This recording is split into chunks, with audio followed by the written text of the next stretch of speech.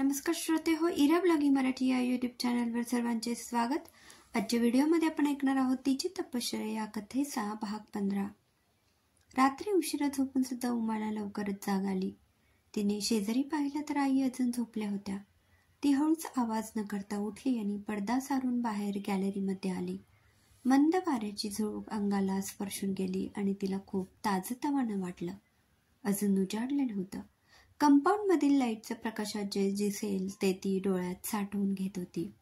नंतर तिने आतमध्ये येऊन स्वतःचे सर्व आवरून घेतलं. तिच्या मनात आलं, येथील बाथरूम सुद्धा किती प्रशस्त आणि सर्व सुखसोयींनी सज्जाचं आहे. आपलं घरच 3 खोल्यांचं आहे आणि एक छोटी अडगळीची खोली. मागे पुढे थोडीफार जागा आहे, नाही असं नाही. तिचं आवरून ती बाहेर आली तोपर्यंत शकुंतलाताई उठल्या होत्या. त्या तिला म्हणाल्या, अगं झोपायचं ना जास्त वेळ, इथे तुला काही काम नाही, फक्त आराम करायचा आहे. रोजच्या सवयीमुळे 5 वाजताच मला जाग आली म्हणून मी माझं आवरून घेतलं. या गॅलरीतून निसर्ग खूप सुंदर दिसत असावा असं वाटतंय. हो, खरंच खूप सुंदर दिसतं इथून. सूर्योदय पाहायला कोणत्याही हिल स्टेशनला जायची गरज नाही. इथून खूप नयनरम्य सूर्योदय दिसतो. म्हणूनच ही रूम मी आमच्यासाठी राखून ठेवली. बरं, मी आता खाली जाऊन सगळ्यांसाठी चहा ठेवू का? अगं नाही, गीताने चहाचं आदण ठेवलंच असेल. तुला खाली जाऊन बंगल्याच्या आवारात फेरफटका मारायचा असेल तर तू मार, मी येतेच माझं आवरून. हो, मी खाली जाते. पूजेची पण काही तयारी करायची असेल ना? उमा सोनींच्या घरी, म्हणजे आता हे तिचंच घर, एकदाच आली होती. तेव्हा तिने घर नीटसं पाहिलं नव्हतं. एकंदरीतच बंगला खूप प्रशस्त होता. अतिशय कलात्मक पद्धतीने सजावट केलेली होती.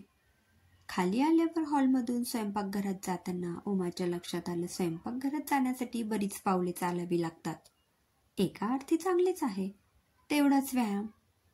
स्वयंपाकघर पण खूपच मोठं होतं, सर्व आधुनिक उपकरणांनी सज्ज.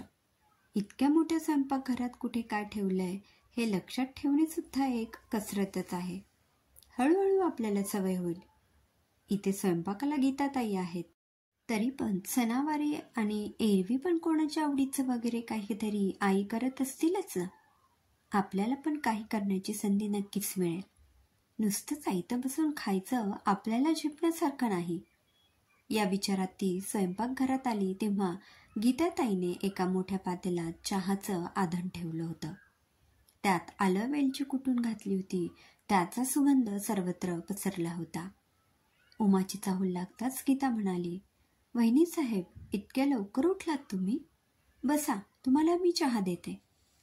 गीताताई, सर्वात आधी तुम्ही मला फक्त वहिनी म्हणा, वहिनी साहेब नाही म्हणायचं. मी तुम्हाला काही मदत करू का? छे छे, वहिनी साहेब, तुम्ही नवी नवरी आहात, घरात पाहुणे मंडळी आहेत, त्यामुळे मला मदत करायला अजून 2 जणी सुधा आणि मंदा आहेत. तुमची तर अजून मेहंदी सुद्धा उतरलेली नाही. तुम्ही फक्त काय हवं ते मला सांगायचं. ताई, मला अशी सवय नाही हो. ठीक आहे, मी इथेच बसते तुमच्याशी गप्पा मारत.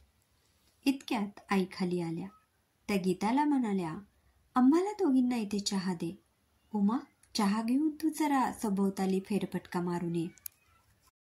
सकाळच्या वेळी खूप छान वाटतं. तोपर्यंत सगळ्यांचं आवरून झालं की नाश्ता होईल. गुरुजी येणार आहेत सकाळी 10 वाजता. चहा घेताना दोघी गप्पा मारत होत्या. शकुंतलाताई उमाला म्हणाल्या, उमा, कसं वाटतंय तुला इकडे? तुला कधीही आईबाबांची आठवण आली की आईबाबांना फोन करत जा, त्यांच्याशी बोलत जा, तुला बरं वाटेल. आता फेरफटका मारशील तेव्हा त्यांच्याशी बोल फोनवर. आपलं घर आवडले मला, खूपच मोठं आहे. मला जरा सगळं समजून घ्यायला वेळ लागेल.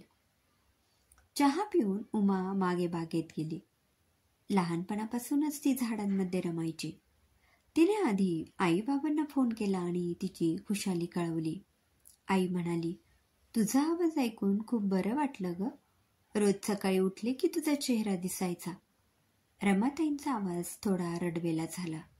थांब, मी व्हिडिओ कॉल करते, म्हणजे तू माझा चेहरा बघू शकशील आणि मी पण तुमचा चेहरा बघू शकते.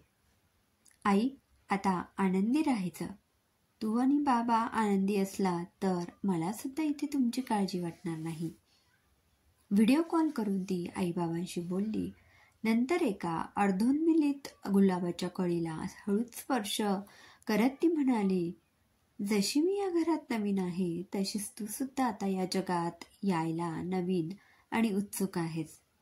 तुझ्या आणि माझ्या भावना खूपच सारख्या आहेत. आता तू थोड्या वेळाने पूर्ण उमलून सगळ्यांना मंदमधुर सुवास देशील. तुझ्याकडे बघून सर्वांना खूप आनंद होईल. तुझ्या जीवनासारखंच माझंही आयुष्य असू दे. माझ्याकडून नेहमी सर्वांना आनंद मिळू दे. उमा सगळ्या झाडांशी रोपांशी बोलण्यात रमली असतानाच शकुंतलाताईंनी तिला हाक मारली. अगं उमा, झाडांशी बोलून झाले असेल तर ये आता, तयार हो. गुरुजी यायची वेळ झाली आहे. हो हो, आले आले. ती घरात आली तेव्हा मानस आणि बाबा दोघेही चहा घेत होते.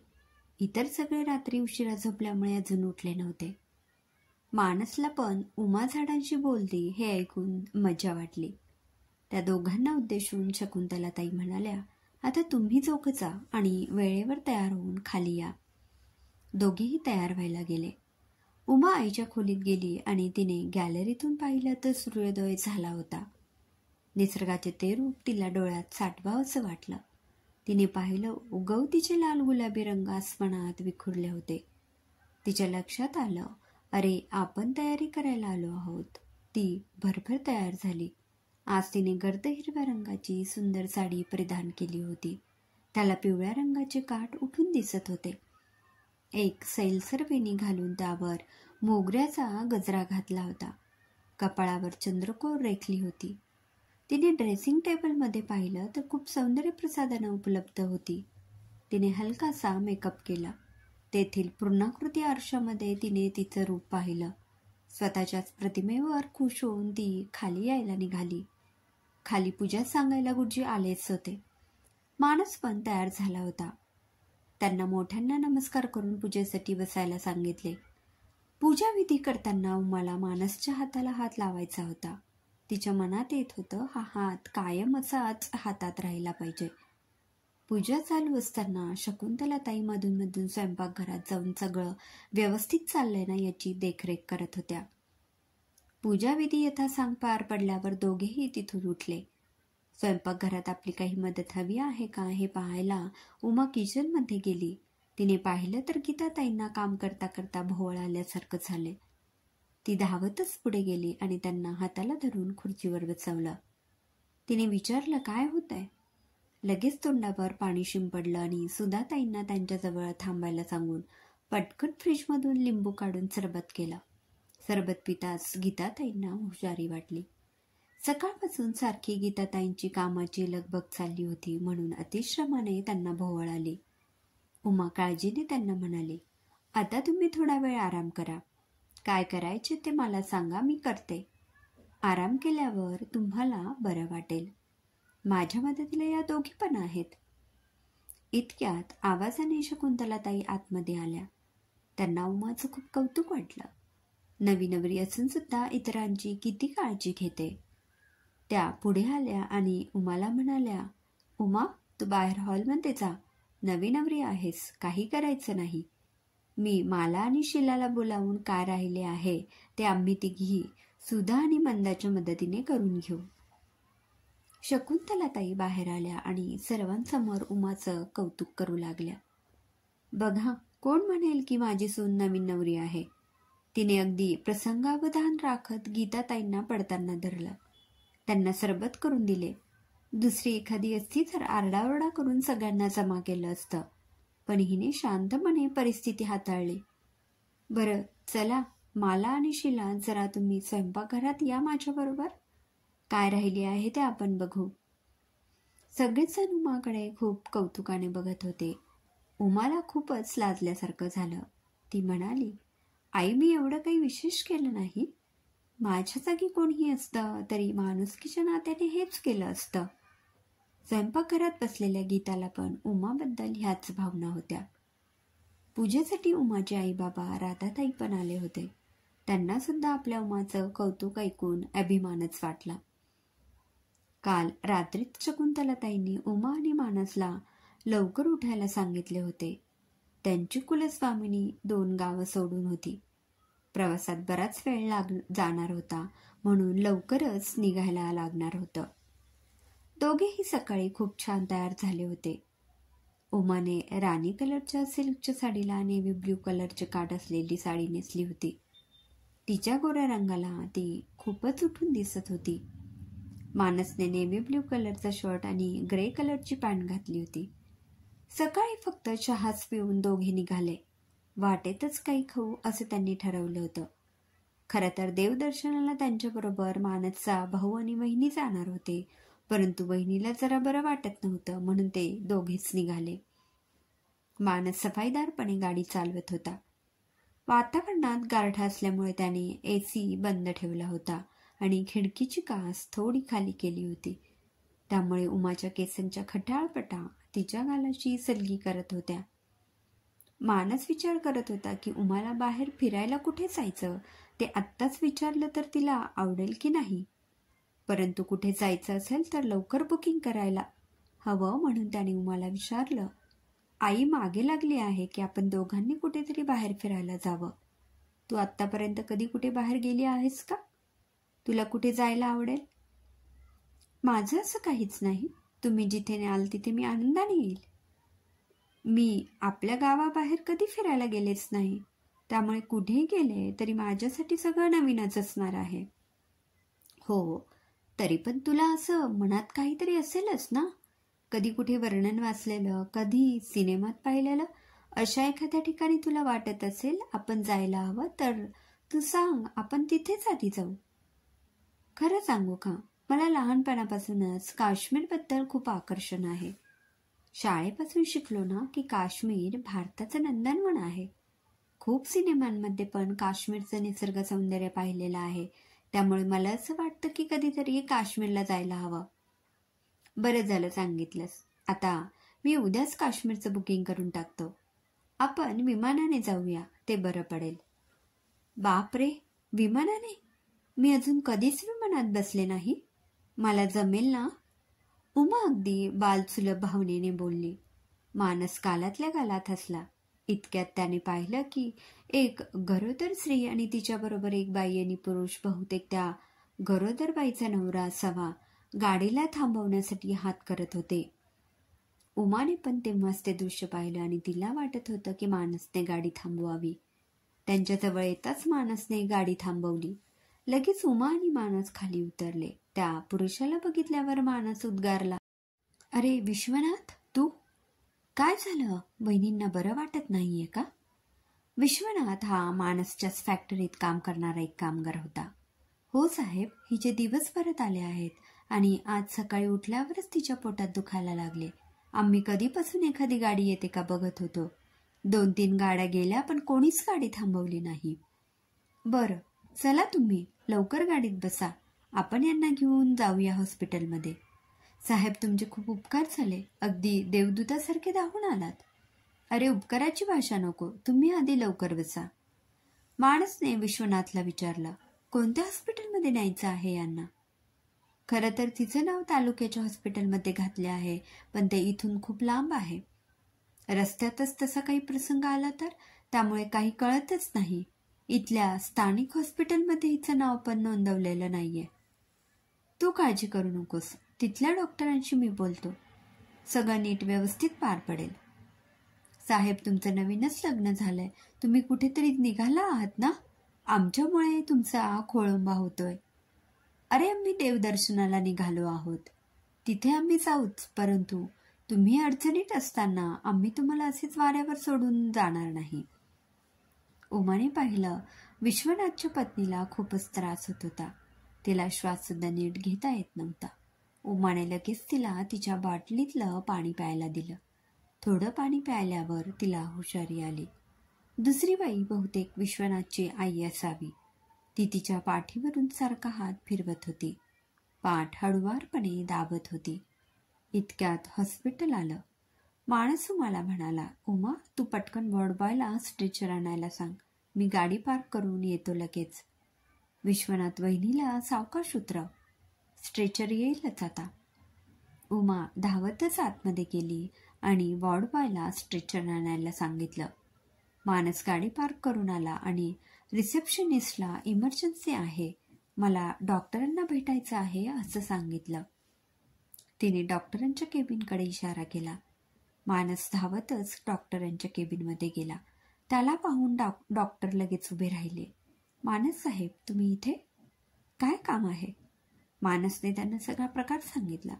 डॉक्टर स्वतःच बाहेर आले आणि सिस्टरला म्हणाले, ह्यांना लगेच लेबर रूममध्ये घेऊन जा, मी तिथे येऊन त्यांना तपासतो. ते मानसला म्हणाले, तुम्ही ॲडमिशनच्या फॉर्मॅलिटीज पूर्ण करा, मी त्यांना चेक करून येतो. मानसने पाहिलं, विश्वनाथ खूप टेन्शनमध्ये उभा होता. त्याने स्वतःच फॉर्म भरून ॲडमिशनच्या फॉर्मॅलिटीज पूर्ण केल्या, पैसे सुद्धा भरले. विश्वनाथच्या पाठीवर हात ठेवून, काळजी करू नको, सगळं ठीक होईल सांगितलं.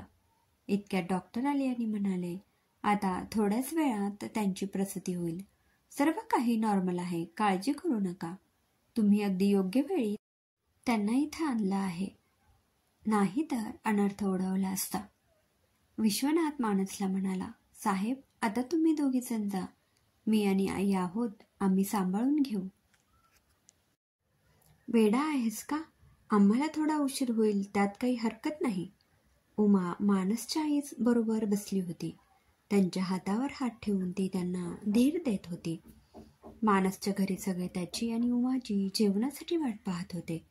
दोघांनाही फोन केला पण कोणीच उचलला नाही, म्हणून सगळे टेन्शनमध्ये होते. शकुंतला ताईंच्या मनात नाही नाही ते विचार येत होते. त्यांना वाटत होतं त्यांच्याबरोबर आपण कोणाला तरी पाठवायलाच पाहिजे होतं. मानसने फोन हातात घेऊन पाहिला तर त्याला 5-6 मिस्ड कॉल दिसले, म्हणून त्यांनी घरी कळवलं की आम्हाला यायला उशीर होईल, तुम्ही सर्वजण जेवून घ्या.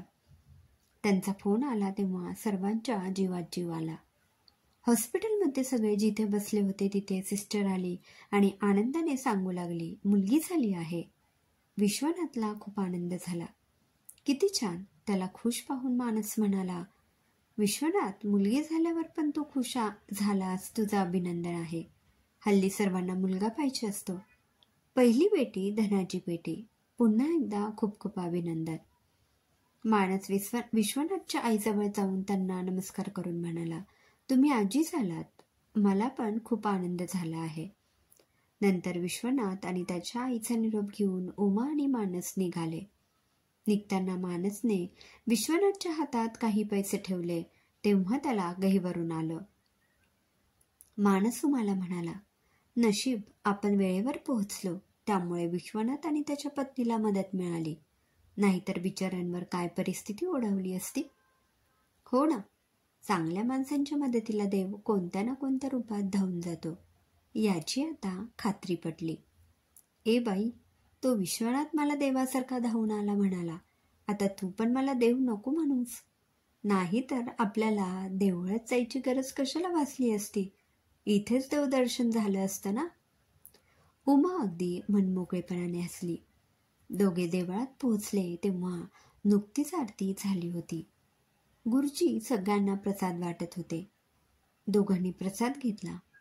मानस गुरुजींना म्हणाला, गुरुजी क्षमस्व, आम्हाला उशीर झाला आहे, पण आम्हाला ओटी भरायची आहे. हरकत नाही, तुम्ही ओटी भरू शकता. दोघांनी व्यवस्थित ओटी भरली, गुरुजींचे आशीर्वाद घेतले आणि तिथून परतीच्या मार्गाला लागले. क्रमशः. लेखिका सीमा गंगाधरे.